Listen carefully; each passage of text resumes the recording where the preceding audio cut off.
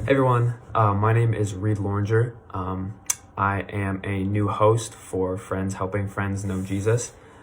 It has gotten so big and there's been more and more guys coming. So I was asked to come and be kind of a younger example and a extra guy to host. So I'm newer. I'm sure some of you are newer. So I kind of wanted to talk about myself a little and just how I spend time with God day to day. So I am someone who absolutely loves and needs consistency, needs a constant daily schedule of when I do my devotions. That is something that is very important for me. If I don't do it, I can definitely tell throughout the day. I am just not as nice as I usually am if I do not get my devotions in, which feels weird to say, but I mean it's true. But I'm someone who likes to do my devotions in the morning. I'm not an early bird. I'm no early riser like Laurel or like my mom or those people. I don't get up at 4 a.m. to read my Bible, but I do like to read in the morning because I feel like it sets me up for the rest of the day. I can practice those things that I read. I can put those things into my thoughts and into my actions and my words throughout the day, and I can kind of meditate on those the rest of the day and throughout the week, just so I can really put those and use those things that I got out of my devotions in my daily life. So yeah, that's why I like to do it in the morning.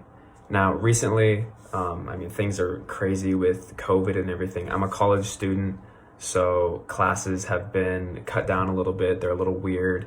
I got a new job, and my job starts at 6:30 in the morning. So for a college kid, that is probably one of the worst things you can get as far as job. But so I guess I am kind of an early riser, but so my job starts at 6:30 in the morning and goes throughout the week. And on the days that I don't work, I have school and my classes start at 7 a.m.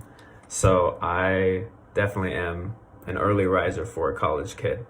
But I can't do my devotions in the morning anymore because I go to school in Arizona and all of the activities are done at night because it is so hot during the day. So it's very hard to get up super early and do my devotions before work, before school. So I had to switch my consistent scheduling and do my devotions right after I got home from work, right after I got home from school around noon. Now, that's not ideal for me, but that still sets me up for the rest of the day. And I can still fit my Jesus time right in that slot. I can sit down and I can push all the thoughts of work, all the thoughts of school, homework, my friends. I can push all of that aside and I can just focus on the word, focus on prayer, and focus on God. And I think that's something that's so important. Everyone has that thing that works for them. And if you don't, I would encourage you to find that time where you can just stop and you can focus on God, because that is so important on a day-to-day basis. So again, I would just really encourage you to find that time where you can stop, whether that's in the morning, whether that's midday like it is for me right now, or whether that's towards the evening. It's something that's so important for growth and for relationship with Jesus. So I'm going to flip it over a little bit to our Advent series. Today, we are focused on memorizing Isaiah 9:6.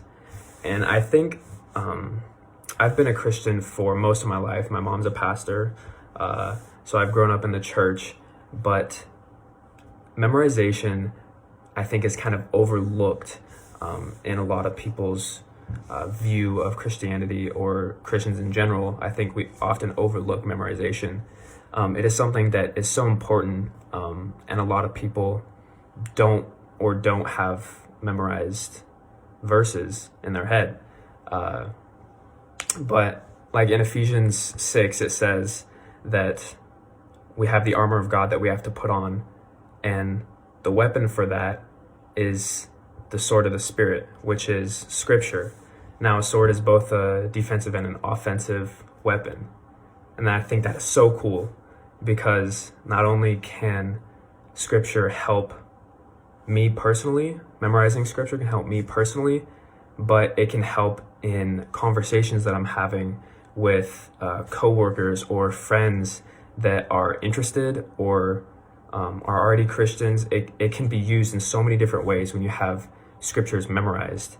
For me personally, I find that better than just saying, oh, it says in the Bible, where you can literally pick out certain chapters, certain verses, say, oh, this was in Philippians 3. Like, that just has more power to me.